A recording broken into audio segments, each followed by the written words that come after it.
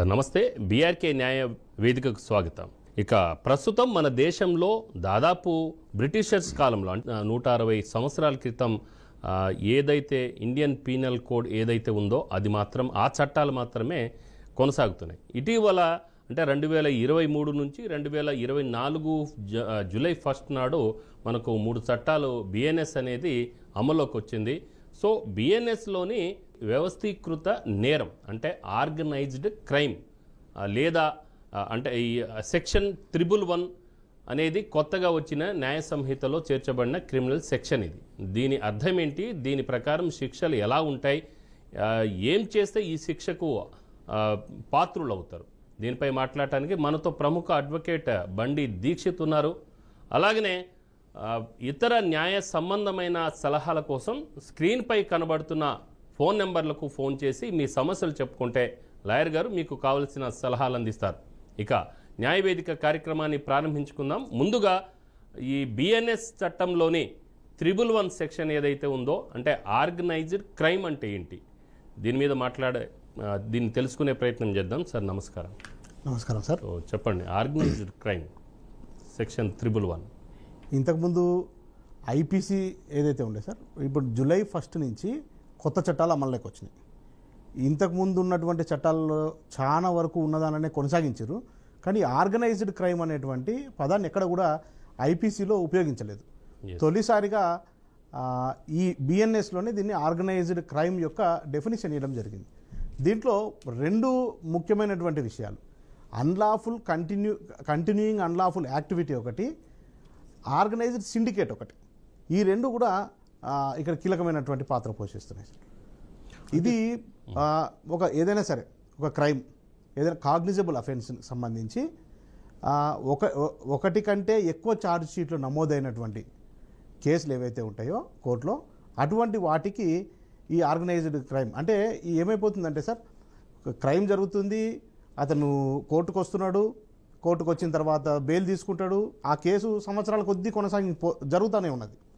కానీ అదే వ్యక్తి మళ్ళీ బయటకు వచ్చిన తర్వాత దీన్ని అడ్వాంటేజ్గా తీసుకొని మళ్ళీ అదే క్రైమ్ మళ్ళీ చేస్తున్నాడు.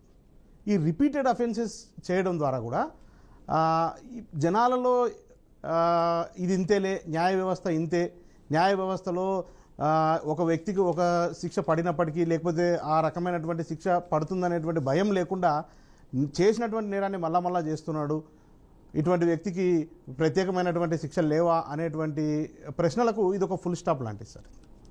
ఓకే, సో ఈ ఆర్గనైజ్డ్ క్రైమ్ అంటే ఏంటి, ఈ ఆర్గనైజ్డ్ క్రైమ్లోని కొన్ని అంటే యాక్టివిటీస్ గురించి ఒకసారి మనం చూసుకుందాం. సో దీంట్లో ఆర్గనైజ్డ్ క్రైమ్ ప్రకారము కిడ్నాప్, దోపిడీ, వాహన దొంగతనం, అలాగనే భూదోపిడీ, భూసేకరణ, కాంట్రాక్ట్ హత్య, ఆర్థిక నేరం, సైబర్ నేరాలు, వ్యక్తుల అక్రమ రవాణా అంటే హ్యూమన్ ట్రాఫికింగ్, డ్రగ్స్, ఆయుధాలు లేదా అక్రమ వస్తువులు లేదా సేవలు, వ్యభిచారం లేదా వ్యభిచారాన్ని నిర్వహించడం, ఆ విమోచన కోసం మానవ అక్రమ రవాణా ఒక వ్యవస్థీకృత క్రైమ్ అంటే ఏంటి, organised crime.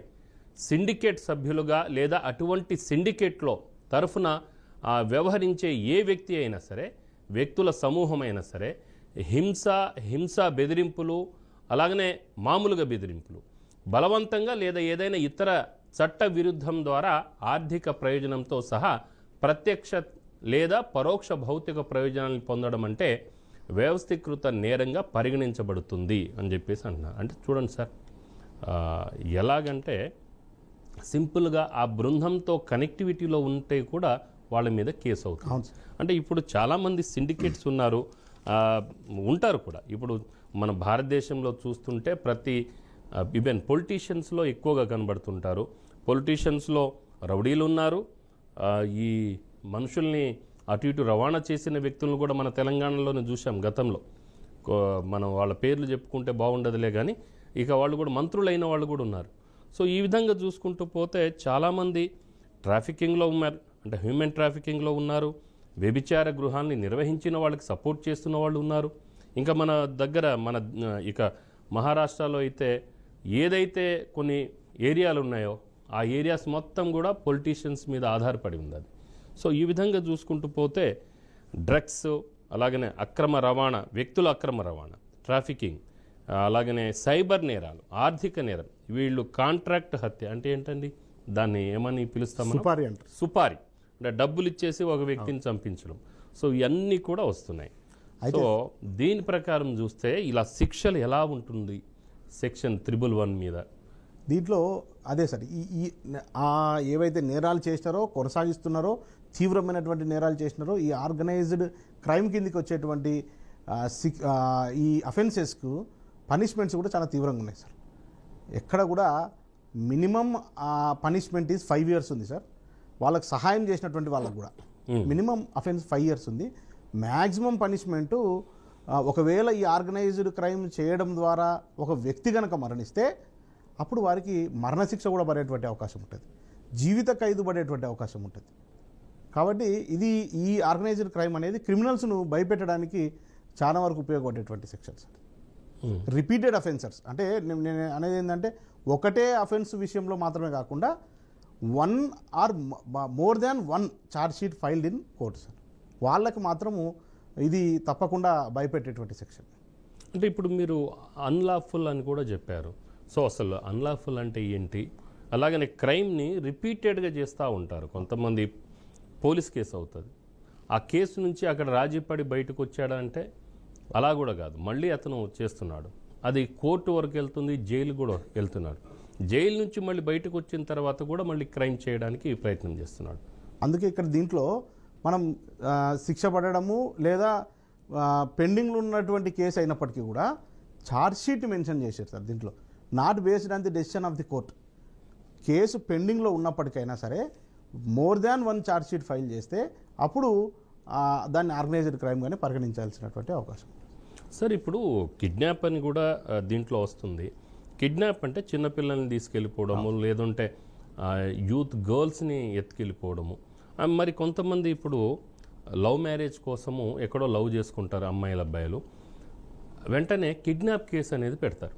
So IPC sections ప్రకారంను అలాగనే బిఎన్ఎస్ సెక్షన్స్ ప్రకారం ఐపీసీలో ఏమో కొంత వెసులుబాటు కనబడింది, కానీ బిఎన్ఎస్ విషయానికి వచ్చేసేసరికి ఈ తరహా క్రైమ్స్ ఏదైతే ఉన్నాయి అంటే ఇది దోపిడీ, కిడ్నాప్, అలాగనే కాంట్రాక్ట్ హత్యలు, అలాగనే సైబర్ నేరాలు, ఆర్థిక నేరాలు, డ్రగ్స్, ఇవన్నీ కూడా వీటిని చూస్తుంటే వీటి ప్రకారము ఇంత అంటే 5 to 7 years శిక్ష, దాంతోపాటు ఉరి శిక్ష కూడా పడే అవకాశం ఉంది అంటే తీవ్రతను బట్టి.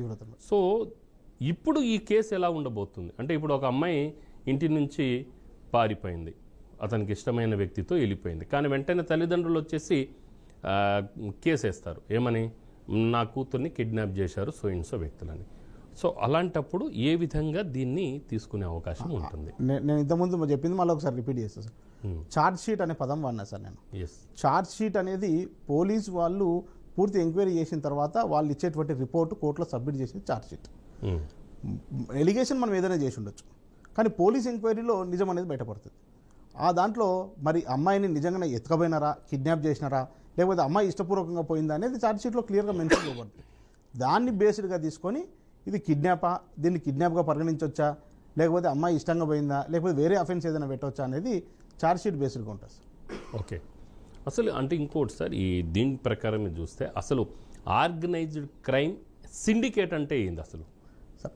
ఇది మనము కొంచెం ప్రత్యేకంగా దీన్ని ఆలోచన చేయాలి సార్. ఎందుకంటే సిండికేట్ అనే పదం మనం చాలాసార్లు విని ఉంటాం. ఎనీ ఆర్గనైజేషన్, ఏదైనా ఒక సంస్థ లేకపోతే ఫైనాన్షియల్ ఇన్స్టిట్యూషన్, ఈ రకమైనటువంటి ఆర్గనైజేషన్స్ మాత్రమే దీంట్లోకి వస్తాయా అంటే కాదు. లేకపోతే ఇంకో ఇవి స్కామ్స్ చేస్తుంటారు, ఒక చైన్ సిస్టమ్ స్కామ్ చూస్తుంటాం మనం. పిరమిడ్ స్ట్రక్చర్లో ఈ రకంగా ఒకరినొకరు జాయిన్ చేయాలి, ఒకరినొకరు జాయిన్ చేయాలి అని చైన్ సిస్టంలో ఒక బిజినెస్ నడిపించి ఏదో ఒక టైంలో దాన్ని చేతులు ఎత్తేటువంటి విషయాలను మనం అనేక సార్లు చూస్తుంటాం.